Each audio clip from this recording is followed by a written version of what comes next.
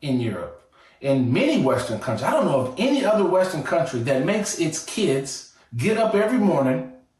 I do know of one back in 1938, 1942-ish time.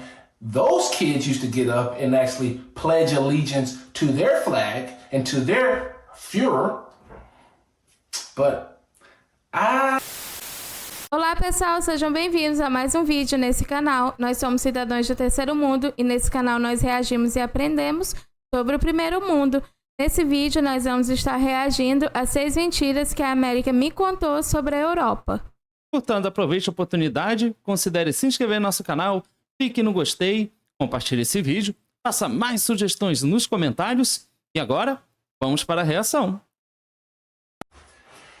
Hey everybody, welcome back. International Carl doing another video for you. If this is your first time to my channel, please right now stop and hit the like button, consider subscribing, and as always, hit me in the comment section because those that have subscribed to my channel know that I'm always active in the comment section. Now, this video, we're going to talk about a couple lies that the United States pushes into us as Americans growing up. And let's talk about it right now. Let's get to it right now. Lie number 1. This one is a funny one to me because in the United States, it's always, I don't care if you're a Democrat, I don't care if you're a Republican, I don't care if you're independent, I don't care where you're at on the political spectrum. You're always going to have a politician telling you that they hate our freedoms, our freedom of religion, our freedom of speech, our freedom to vote and assemble and disagree with each other. That's right. They hate us for our freedoms. Can you believe that? As if nowhere else in the world has any freedoms. Like Europe. You know, in Europe they act like if you come to Europe, there's just no freedoms. What freedoms do I not have here in Europe? You know, as these are Western democracies with Western values and culture that has been exported to the United States. And it's become its own thing. I'm not saying one is better than the other, but freedoms exist here. I'm still scratching my head. What freedom do you have in America that I don't have here? Let's talk about freedom of speech, for example. In America, you have freedom of speech. In the UK, for example, you don't have freedom of speech. What you do have is freedom of expression. Slight different tweak, but let's give you an example. In America, you can be as racist as you want to somebody. You can walk up to me, walk up to any black person and say the N-word all day long if you want. Or in the UK, you really couldn't do that because at some point you will cross a fine line of inciting racial hatred. So if you define your freedoms based on your ability to call somebody an N-word or call some Asian American some type of offensive word, by all means, you can have that freedom. I don't need that freedom. But other people in America talk about it like freedom for guns. Ooh, guns, guns, guns. They want to take your guns. Well, let's see. Here in the UK, can you have guns? Yes. Can you have a rifle? Yes. Can you have a handgun? Yes.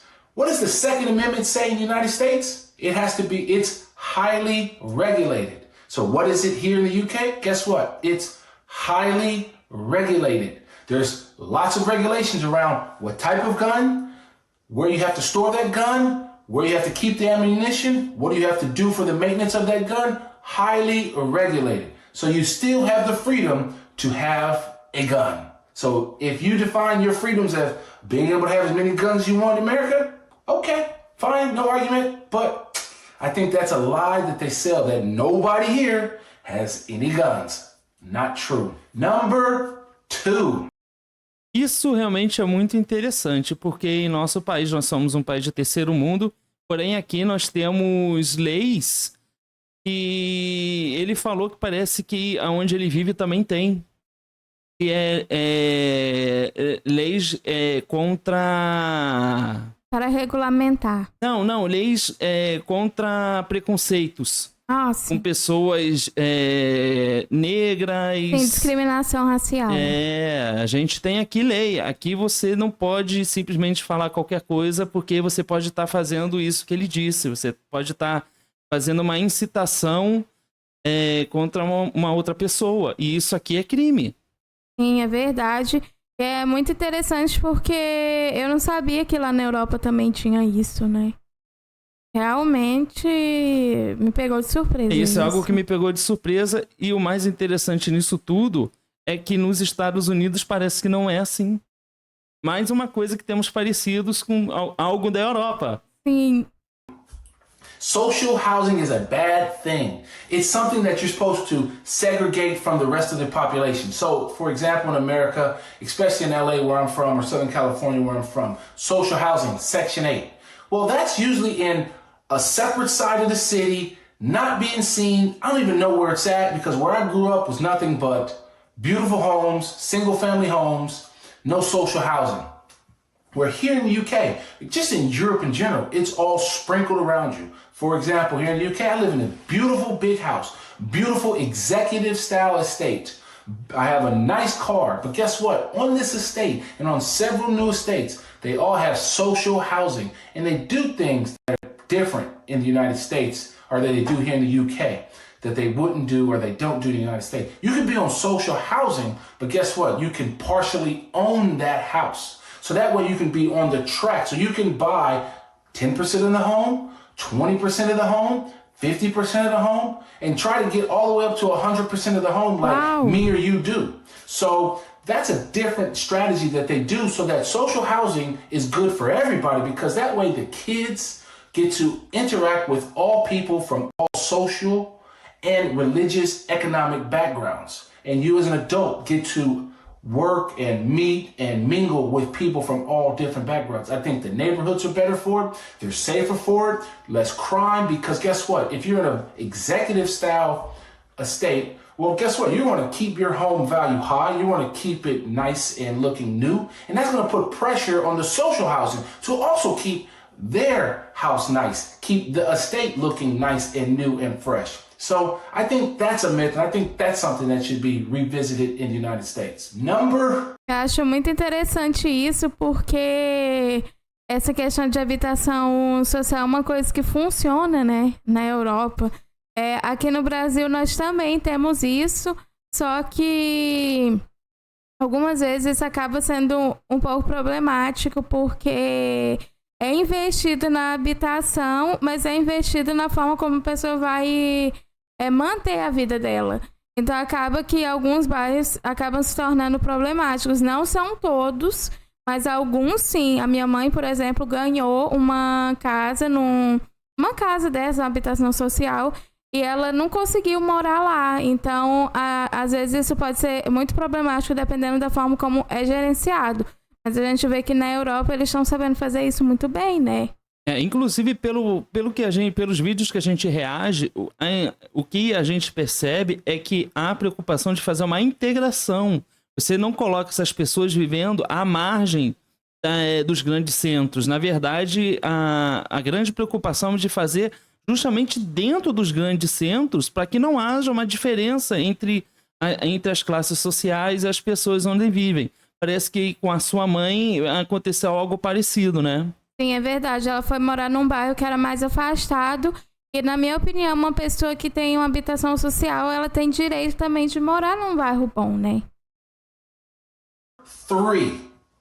In America, they teach you this, that somehow being a hard worker means coming in early, staying late, never taking a vacation, and definitely don't call in sick. That is like the biggest mistake you could ever make, faux pas you can make. I'll give you an example. When I was working for a large airframe manufacturer in the United States, I remember a friend of mine, we wanted to take 2 weeks off and go do something. Our managers looked at us like we were crazy because we wanted to have the audacity to take 2 weeks off. And mind you, we didn't take any days off prior to that. We just wanted to take 2 weeks off in a year so we could go do something. They were like, no, reject it, slim that down to a week. And I'm thinking, isn't that my time off to relax, to recharge my battery so I can come back to work? No. Now, I think minds and hearts have changed a little bit in the United States back from when I started working, back in the early 2000s, or mid-2000s, I should say. But that was a faux pas. Well, here in the United Kingdom and here in Europe, for example, it's encouraged to take time off. You get 20, 25 plus days off in mostly all European countries. I think by law in the European Union, you have to have 20 days off. So it's encouraged to take time off because either you use it or you lose it. And for example, I think Sweden, if I can find the article, it's on the screen now. But if not, Sweden is actually doing a trial where they're reducing the work hours to 6 hours to see if it increases productivity. Because employers are seeing that the employees are more rested and more focused when they come back to work. Number 4. Uau, temos muito mais em comum com a Europa do que eu poderia imaginar. É verdade. Aqui em nosso país nós temos uma lei que permite férias 1 mês. É verdade, e eu acho isso muito interessante porque, como a gente já fala aqui na Europa, os países que a gente reage aqui são países que têm muita qualidade de vida e isso é só mais um fator, né, que comprova isso. Aqui no Brasil nós também temos férias, aqui se você não usa, você pode vender também, né, tem alguma coisa assim. Então, eu acho muito interessante, eu não sabia que eles também tinham isso. Eu acho que em algum outro vídeo a gente também viu sobre isso. Eu acho o máximo quando tem alguma coisa assim comum entre a gente e um país de primeiro mundo. America sells you this, that capitalism and consumerism go hand in glove. It's like this cycle. You have to work to buy, to work again to pay for what you buy, to buy some more stuff, to then work again and go down this continuous loop of working to live. And in Europe, one of the things that I find I think is a beauty and a benefit of working and living in Europe is that there's more of a work-life balance. As I just talked about in point number 3, is that you have time off to actually do stuff. And you don't just have this endless working to consume. Don't get me wrong. We go on vacation, so we're consuming what I would call, we are consuming experiences, but we don't live to work, we work to live. And that is a benefit of living in Europe, and I think that is great. And I think the US sells a lie to its people by telling them that you have to work hard to then buy stuff and never do anything. Number 5. Muito interessante. Aqui em nosso país, eu posso dizer que é uma coisa muito parecida com os Estados Unidos nesse aspecto, né? A questão é que lá nos Estados Unidos, eu não sei como são os salários de lá, mas aqui as pessoas têm vontade de comprar, mas muitos não têm condição de comprar, né? Às vezes a pessoa trabalha muito, muito, muito, trabalha duro e o dinheiro dela simplesmente não dá pra nada. Então, é difícil ela conseguir comprar um carro, os impostos também são muito altos. Mas eu acho muito interessante como eu vejo que é a vida na Europa, porque a impressão que eu tenho é realmente isso que ele falou, é um equilíbrio, né? Um equilíbrio. Então, eles aproveitam muito bem, eles têm qualidade de vida, eles conseguem ter dinheiro para ter uma boa vida, uma vida tranquila. Você falou um fator realmente muito interessante. Talvez não seja tão parecido com os Estados Unidos, porque nosso país, a nossa mão de obra é muito desvalorizada, os salários são muito baixos e não há um incentivo no consumo para as pessoas, e as pessoas só conseguem ver melhoria de vida a partir do que elas consomem. Porque isso faz com que elas tenham a percepção de que estão tendo dinheiro. E aqui no nosso país a gente não tem isso, porque os salários são muito baixos em relação ao preço dos produtos. Which kind of ties into the first one I said, but it really is on the Republican right side in America. They always preach, especially during the Obamacare era, 2012, was all about these death panels. They literally produced a video where they were throwing grandma off a cliff because of social medicine. Make no mistake about it. President Obama and the Democrats who supported Obamacare began throwing seniors off the cliff back. The evils of social medicine, that you were going to have death panels if you got sick. I mean, how ridiculous of a lie that is. I mean, it's a bold-faced lie. I've lived here 11, 12 years. I have yet to ever see a death panel. I have known some older people. I know some younger people. I know myself. You can walk into any hospital in any country in Europe and there's not a single death penalty. What do you expect them to say? Oh, sorry, you had a heart attack last year, Mr. Carl, but since you had one last year, we're not going to treat you for this heart attack because the panel has refused your care. On a side note, you kind of already have that in America. You just have it through the insurance companies because guess what they do? Decide not to cover you. They say, it's a pre-existing condition. I don't think you can do that anymore, but they'll say that, or they'll find a way to deny coverage. They'll make it so high to cost to do it that you have to do it out of pocket. And guess what? Now you're bankrupt. So that loops right back to number one. How are you free if you have to live with the pressure of going bankrupt and not being able to pay your bills? Because guess what? You have the audacity to break your hip, get sick. I don't know. You pick it. So those are the 5 things that I think that the United States lies or misleads its people on purpose to further whatever big business or whatever political agenda that they have to the people. I'm going to leave you with a bonus one, which is kind of strange if you look at it. Because number 6 is this. In America, every day, all students around the nation get up every morning and say the Pledge of Allegiance. You pledge yourself and align yourself to the United States flag and to the republic for which it stands. Now, that's not something that's common in Europe. In many Western countries, I don't know of any other Western country that makes its kids get up every morning. I do know of one back in 1938, 1942-ish time. Those kids used to get up and actually pledge allegiance to their flag and to their Führer. But I don't know if that's something we should necessarily be doing. Don't get me wrong, I love my country. I'm very patriotic about it. I love the 4th of July for all my country is never perfect, but I think it can get better. But that's mine. Hit me in the comments, tell me what you think, and like always, oh, meu Deus, eu não sabia tantas coisas assim sobre os Estados Unidos, mas é muito interessante ver porque os Estados Unidos, junto com outros países, é considerado um país de primeiro mundo, mas você vê que ele morou lá e ele tem muitas queixas, né, a fazer. Então, é muito interessante ver com a diferença de um país de primeiro mundo para outro país, né? Sim, inclusive porque as pessoas se atentam muito à questão econômica. Por exemplo, os Estados Unidos, acho que ele é o primeiro lugar no mundo em termos de economia, mas isso não significa muita coisa, porque você vê que ele está citando aqui várias coisas que ele considera problemáticas nos Estados Unidos, sendo ele uma pessoa que nasceu lá. Ele é natural dos Estados Unidos, então ele sabe do que ele está falando, ele conhece aquele lugar. Então é muito interessante, porque não adianta você ser o primeiro lugar do mundo em termos de economia e não refletir isso para a população, para a sociedade. A gente não conhece os Estados Unidos e é importante a gente deixar destacado aqui que a gente está se baseando nas informações que ele passou.